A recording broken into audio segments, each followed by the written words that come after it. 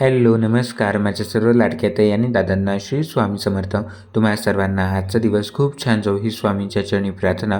मी गजानन नाईक तुम्हा सर्वांचे माझ्या यूट्यूब चॅनलवरती मनापासून स्वागत करत आहे. तर आजचा व्हिडिओ होतात म्हणजे शुक्रवारचा, कारण जे काल आपण महालक्ष्मी देवीची सेवा केली होती तर तिचीच आज उत्तर पूजा होती, म्हणजेच पूजा उचलायची होती. त्याचबरोबर काही गोष्टी मला तुमच्यासोबत शेअर करायच्या होत्या की मी पूजेचं साहित्य कोणतं कुठून खरेदी केलं. जर व्हिडिओच्या माध्यमातून तुम्ही माझ्या चॅनलवरती नवीन आले असाल तर चॅनलला सबस्क्राईब करून कमेंटमध्ये श्री स्वामी समर्थ नक्की लिहा. सुरुवातीला जेव्हाही आपण कोणत्याही देवांची पूजा करतो किंवा जेव्हा आपल्याला पूजा मांडणी उचलायची असते त्या अगोदर तुम्ही त्या देवांची आरती नक्की करून घ्या. त्यामुळे जी महालक्ष्मी देवीची आरती होती तर ती सर्वात पहिल्यांदा मी करून घेतली. आणि जे आपलं कथेचं पुस्तक आहे म्हणजेच जे आपलं महालक्ष्मी देवीचं महात्म्याचं पुस्तक आहे कथेचं, तर त्याच्या शेवटच्या पानावरती महालक्ष्मी देवीची आरती दिलेली आहे, तर ती मी पहिल्यांदा करून घेतली.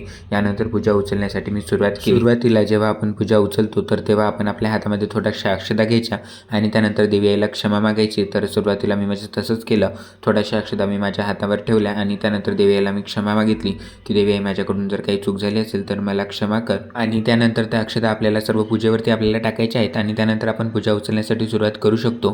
तर सर्वात महत्त्वाचं म्हणजे जे देवी आईचे पावलं आहेत तर हे मी कुठून घेतले तर याचा व्हिडिओ मी तुमच्यासोबत शेअर केलेला आहे. तर पुन्हा एकदा मी सांगत आहे, तर हे जे पावलं आहेत तर ज्या नारायणी पूजा आर्टच्या ज्या ताई आहेत तर त्यांच्याकडून मी ऑनलाईन खरेदी केले होते. त्याचबरोबर जो महालक्ष्मी देवीचा जो फोटो तुम्ही बघत असाल पूजेमधला, म्हणजेच मार्गशीर्ष गुरुवारी आपण ज्या फोटोची पूजा करतो तर हा फोटो देखील मी त्या ताईंकडूनच बनवला होता.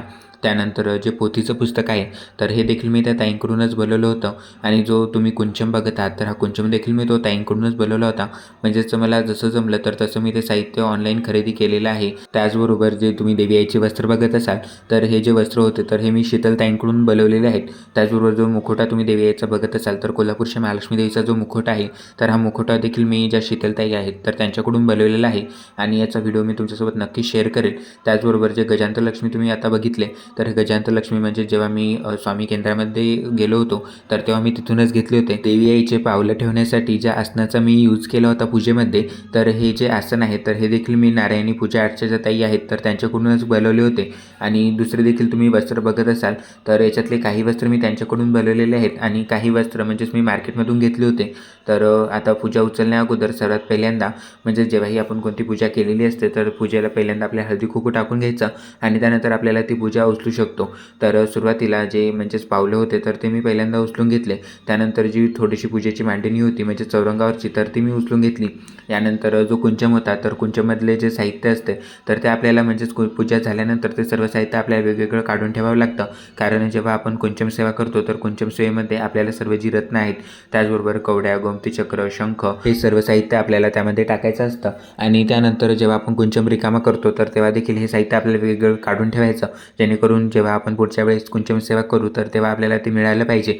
त्यामुळे जेव्हाही मी अशा प्रकारच्या मोठ्या पूजा असतात तर ह्या जेव्हा मी करतो तर तेव्हा प्रत्येक साहित्य मी म्हणजेच जसं मी प्रॉपर ठेवतो तर तसंच मी ठेवत असतो, कारण नंतरच्या पूजेच्या वेळेस देखील ते साहित्य आपल्याला मिळायला पाहिजे आणि जास्तच म्हणजेच पसारा दिसला नाही पाहिजे. त्यामुळे प्रॉपर मी ते बॉक्समध्ये पॅक करून ठेवतो. आणि जो कुंचम तुम्ही बघत असाल तर या कुंचममधलं देखील साहित्य मी पहिल्यांदा म्हणजे एका ताटामध्ये काढून घेतो आणि त्यानंतर त्याच्यामधले जे तांदूळ आहेत तर ते सेपरेट करतो आणि त्यामधले जे म्हणजेच बांगड्या आहेत त्याचबरोबर छोटे मोठे रत्न असतात तर ते देखील मी म्हणजेच काढून घेतो आणि ते एका म्हणजेच प्रॉपर बॅगमध्ये ठेवतो, जेणेकरून पूजेच्या वेळेस आपल्याला ते मिळून जातं. यानंतर जी सर्व खालची पूजाची मांडणी होती तर ती मी उचलून घेतली. त्यानंतर जी रांगोळी होती तर ती देखील म्हणजेच आपल्याला एका कागदामध्ये बांधून ठेवायची आहे आणि ते तुम्ही निर्माल्यामध्ये देखील टाकू शकता. तर मी इथे म्हणजेच बाहेर माझे जिथे माझे झाडं आहेत फुलांचे तर तिथेच मी हे टाकून देतो. यानंतर जे देवी आईचं स्वरूप तुम्ही बघत असाल तर हे स्वरूप देखील खरंच खूप छान दिसत होतं आणि असं वाटत होतं साक्षात देवी आईच म्हणजेच माझ्या रूममध्ये अवतरली होती. आणि जेव्हा आपण उत्तर पूजा करतो तर तेव्हा आपल्याला पूजा उचलावीच लागते. त्यामुळे तुम्ही बघत असाल तर जो देवी आईचा मुखवटा होता तर तो खरंच देवी आईकडे बघितल्या असं वाटत होतं जसं काय देवी आई साक्षात आपल्यासमोर बसलेली आहे. आणि यानंतर जो मुखवटा होता तर तो मी काढून घेतला. त्याचबरोबर जो नारळ आहे तर जो नारळ आपण पहिल्या गुरुवारी यूज करतो तर तोच गुरुवारी म्हणजेच तोच नारळ आपल्याला चारही गुरुवारी यूज करायचा असतो. त्यामुळे तुम्ही तोच नारळ चारही गुरुवारी यूज करा. यानंतर जे देवी आईचे तुम्ही दागिने बघत असाल तर हे दागिने देखील म्हणजेच काही मी ऑनलाईन खरेदी केले होते आणि काही मी स्वतः तयार केले होते. तर हे तुम्ही बघत असाल तर हे इथे मी मार्केटमधूनच खरेदी केलं होतं. त्याचबरोबर तुम्ही ही ज्वेलरी बघत असाल तर हे म्हणजेच कोल्हापुरी साजच्या स्वरूपामध्येच मी तयार केली होती. कारण जेव्हाही आपण महालक्ष्मी देवीचं स्वरूप तयार करतो तेव्हा जर आपण कोल्हापुरी साज देवी आईला घातला तर तेव्हा देवी आईचं जे स्वरूप आहे तर ते खूप अजून छान पटीने उठून दिसतं. त्यामुळे ही जी ज्वेलरी होती तर ती मी देवी आईला परिधान केली होती. यानंतर जो इथे तांब्या मी पूजेमध्ये ठेवला होता तर तो तांब्या देखील मी उचलून घेतला. त्याचबरोबर खालती मी त्या डब्याचा यूज करत असतो, कारण म्हणजेच मला थोडीशी त्याला हाईट द्यायची असते. कारण जेव्हाही आपण देवी आईचं स्वरूप तयार करतो तर तेव्हा तुम्ही नक्की त्याला हाईट द्या, जेणेकरून ते दिसायला खूप छान दिसतं आणि देवी आईचं जे स्वरूप आहे तर ते अजून खूप पटीने उठून दिसतं. त्यामुळे मी खाली तिथे डब्याचा यूज करत असतो, म्हणजेच त्याला हाईट देण्यासाठी. आणि त्यावरती मी तांब्या ठेवत असतो. तर तांब्यातलं जे पाणी आहे तर ते नंतर आपण तुळशीला टाकून द्यायचं आहे. आणि त्यानंतर जो मागच्या साईडला तुम्ही फोटो बघत असाल तर हा फोटो देखील नंतर मी उचलून घेतला. आणि त्यानंतर आजची जी स्वामीसेवा होती तर तिला मी सुरुवात केली. सर्वात पहिल्यांदा जेव्हाही आपण स्वामीसेवा करतो तर आम्ही पहिल्यांदा दीप प्रज्वलित करून घेतला. त्यानंतर मी स्वामीसेवेला सुरुवात केली. सर्वात पहिल्यांदा मी स्वामींच्या मूर्तीवर अभिषेक करून घेतला.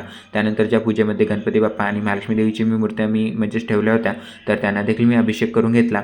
त्याचबरोबर जे गजानन लक्ष्मी पूजेमध्ये ठेवले होते तर त्यांचा देखील म्हणजे चांगल्या प्रकारे मी ते स्वच्छ पाण्याने धुवून घेतले. आणि त्यानंतर जो मंगल कलश होता तर तो देखील मी इथे स्थापना केली आहे मंगल कलशाची.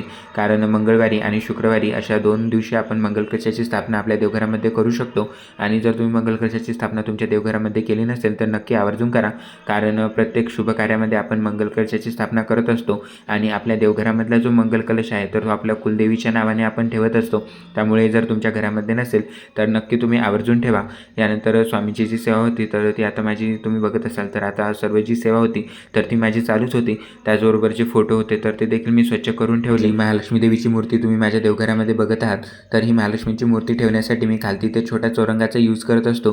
आणि त्यावरती मी जे आसन आहे छोटेसं तर ते मी इथे ठेवत असतो. आणि त्यावरती महालक्ष्मी देवीची जी मूर्ती आहे तर ती मी ठेवत असतो. आणि महालक्ष्मीच्या मूर्तीसाठी मी अशा प्रकारे एक छोटीशी माळ देखील घेतली होती, कारण जेव्हा आपण अशा प्रकारच्या देवांना म्हणजेच मूर्त्यांना अशा प्रकारच्या माळी परिधान करतो तर त्यांचं जे स्वरूप आहे म्हणजे त्यांचं जे रूप आहे तर ते अजून खूप छान दिसतं. त्यामुळे नक्की आवर्जून तुम्ही देवांना अशा प्रकारच्या माळी म्हणजेच त्यांना घालत जा, जेणेकरून तुमचं देवघर देखील खूप प्रसन्न वाटेल. सर्व देवांना पहिल्यांदा मी अभिषेक करून घेतला. आणि यानंतर म्हणजेच आता स्वामी सेवेची जी सुरुवात होती तर ती मी श्री स्वामी स्तवनाने आपण करत असतो. म्हणजे जेव्हाही आपण कोणतीही सेवा सुरू करतो तर सुरुवातीला आपल्याला श्री स्वामी स्तवन वाचायचं असतं आणि त्यानंतर आपण आपल्या सेवेला सुरुवात करायची असते. त्यानंतर जे महाराजांचे 3 अध्याय आहेत तर हे देखील मी वाचून घेतले. आणि जी महाराजांची 1 माळ जप आहे तर ही देखील मी करून घेतली. आणि सर्व झाल्यानंतर महाराजांची जी सकाळची आरती आहे तर ती मी ते करून घेतो, म्हणजे जी गणपती बाप्पांची आरती आहे आणि त्याचबरोबर जी महाराजांची आरती आहे तर या दोन्ही आरती मी इथे करून घेतो म्हणजे सकाळी. आणि त्यानंतर संध्याकाळची जी सेवा असते तर त्यामध्ये वेगळ्या आरत्या असतात. आपल्या नित्यसेवेच्या पुस्तकामध्ये सर्व ह्या माहिती दिलेली आहे. आणि त्याचबरोबर संध्याकाळची आरती आणि सकाळची आरती तर ह्या देखील आरत्या दिलेल्या आहेत. तुम्हाला माझा आजचा व्हिडिओ कसा वाटला कमेंटमध्ये नक्की सांगा. व्हिडिओ आवडला असेल तर लाईक शेअर आणि सबस्क्राईब करायला विसरू नका. भेटूया अशाच नवनवीन माहितीपूर्ण व्हिडिओंसोबत. तोपर्यंत सर्वांना पुन्हा एकदा श्री स्वामी समर्थ.